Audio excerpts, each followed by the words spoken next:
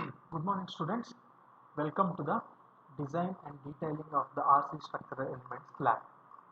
So we'll be doing the first experiment, that is detailing of the simply supported beam. So today you are going to learn, once you design a simply supported beam, how you have to given the details.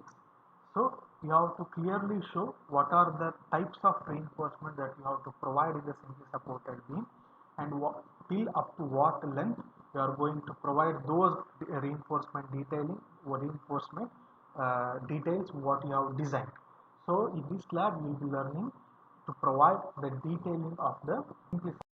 So before we go to the detailing part, we should have a minimum idea about some codal provision that we have to follow while providing the reinforcements to a particular simply supported beam. Regarding that, this slide will explain you the spacing of the reinforcement that you have to maintain when you are providing the longitudinal reinforcement. So this figure shows you the minimum horizontal distance between the two longitudinal reinforcement that you have to maintain. So according to this, it should be 25 mm or the diameter of the bar, whichever is greater. So out of these two, the higher value has to be considered, and that should be the minimum cover you have to provide for the longitudinal reinforcement. The cover is provided in order to provide the protection to the longitudinal reinforcement from the corrosional effect. So this diagram will explain you the minimum horizontal spacing between the two longitudinal reinforcement which is provided in the beam.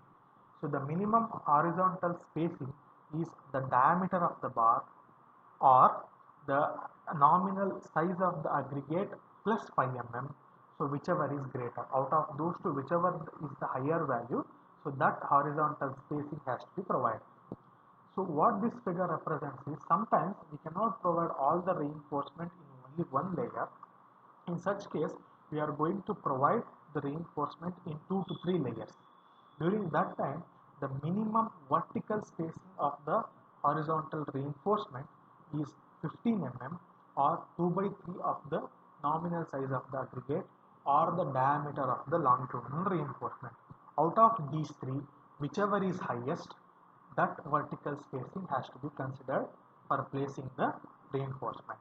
So these three figures will tell you when the diameter of all the reinforcements are same. When the diameter is different, so in such case what you have to do, you have to consider the larger bar diameter or anyhow the nominal size of the aggregate plus 5 mm, whichever is greater. Right, so out of that, whichever is greater you have to consider. The only thing is, instead of considering the smaller diameter, out of all the types of reinforcement, the one reinforcement which is having the largest diameter, that should be considered. This slide will explain you what are the main components of reinforcement that you are going to provide in a beam. So the beam is going to have mainly the 4 types of reinforcements. So first will be the main bars, which is provided at the bottom, which is going to bear the tension in the beam. The next one is the hanger bar, which is provided at the top of the beam, which is going to have the compression, and also sometimes it is provided to have the uniform shape of the beam.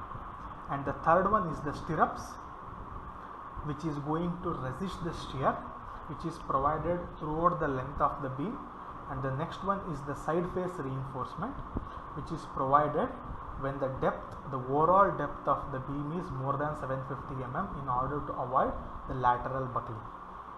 Now this table will give you what are the minimum and maximum diameters of the bar that can be considered. When you are using the main bars, the minimum diameter is 10 mm, should not be less than 10 mm, and the maximum that you can use is 32 mm in case of beam. The hanger bars, it should not be less than 8 mm, maximum is 16 mm, and for stirrups it should not be less than 6 mm and it should not be greater than 16. Now this slide will explain you, in order to avoid the sudden failure of the beam, the IS code has recommended that you have to provide a certain amount of reinforcement in every beam. Even though extra design of reinforcement is not required for that particular beam, still we have to provide a minimum amount of reinforcement. So according to that, so the minimum area of the longitudinal reinforcement that you have to provide or you have to consider in the design is 0.85 BD by F of y, where B is the breadth of the beam, D is the effective depth of the beam, Fy is the characteristic strength of the steel. Similarly, the minimum area of the stirrups that you have to consider in the design is 0.45 B SV by F of y, where B is the breadth of the beam, SV is the spacing of the stirrups, and Fy is the again characteristic strength of the steel. And when the overall depth of the beam is more than 750 mm, as I already told you, have to provide the sine face reinforcement in order to avoid the buckling. So for that, the minimum area that you have to consider is 0.1% of gross area, that is B into capital D, that is overall depth of the beam. Now this table will give you the spacing of the bars, right? So when it comes to the main bars, the maximum spacing between the two main bars should not be greater than 5 mm plus the size of the coarse aggregate. That is the maximum spacing that you can allow in a beam. It cannot be more than that. When it comes to stirrups, the minimum spacing that you can allow in the stirrups is 50 mm, and the maximum spacing that you can allow is 0.75D or 300 mm. You calculate this value, and out of this, whichever is higher you are going to provide, but the minimum spacing should not be less than 50 mm. And side face reinforcement, the maximum spacing in the side face reinforcement, it cannot be more than 300. And I already told, so this diagram will clearly show you this is the longitudinal cross section of the beam, this is the just cross section of the beam at AA. Now when it comes to the longitudinal cross section, so this will give you the longitudinal reinforcement detail. The bar which is provided at the bottom of the beam, we call it as longitudinal reinforcement, and this longitudinal reinforcement is going to resist all the tension which is coming on the beam. And remember, in order to provide the economical design of the beam, sometimes the longitudinal reinforcement may not provide throughout the length of the beam. So usually this longitudinal reinforcement, as it takes care of only moment, wherever the maximum moment is there we can provide the longitudinal reinforcement. Wherever the moment is less, you can avoid putting unnecessary longitudinal reinforcement. Therefore, sometimes what we do, we are going to curtail the bars. Curtail the bars in the sense we are going to cut the bar at a certain distance where the moment may not be present, or even though if it is present, it is of negligible value. Right? So by that, what we can do, we can achieve the economical design of beams. And the bars which is provided at the top, we call it as hanger bars, and this hanger bars is mainly going to resist the compression in the beam. Okay, compression. Now what about this longitudinal bar which is provided at the bottom?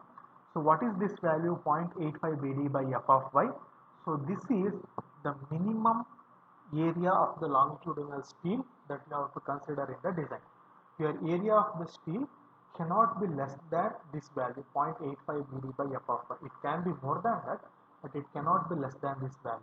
Then if you are providing what can be the maximum area of the steel that you can provide, it is 0.04% of BD. Your total area of the longitudinal reinforcement which is provided at the bottom should not have area more than 0.04% of BD. That you should keep it in mind.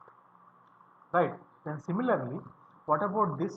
When you are providing the compression reinforcement or the hanger bar, again the area of the hanger bars cannot be more than 4% of the gross area. Then what about this? This comes to the stirrups, right? So again, when you are providing the stirrups, as I told, the stirrups will mainly take care of the shear, and in the beam the shear force is maximum at the support, minimum at the mid span. Therefore, the spacing of the stirrups will be more at the midspan and it will be very close at the support, right? And how you decide the spacing? So there are two criteria to decide the spacing. The spacing of the stirrups cannot be more than the value of 0.75 times the effective depth of the beam or 450 mm. Out of these two, the value which is having the smaller, that spacing has to be adopted. That spacing has to be adopted. You cannot provide the spacing more than that, and the minimum spacing that you can provide is 50 mm. You cannot provide the spacing less than 50 mm. This ASV f of I divided by 0.4 into B will give you the again the spacing. So using this formula, you will be calculating the spacing of the stirrups. Once you get the value of spacing, you have to cross verify with the maximum spacing value that you can provide. If you are getting the value of spacing more than this, then you have to consider the value based on this. For example, when you calculate this, if you are getting the value as 500 mm, so based on this 0.75D and 450 mm, the value of 500 mm is higher than these two. Therefore, we cannot provide the spacing of 500 mm.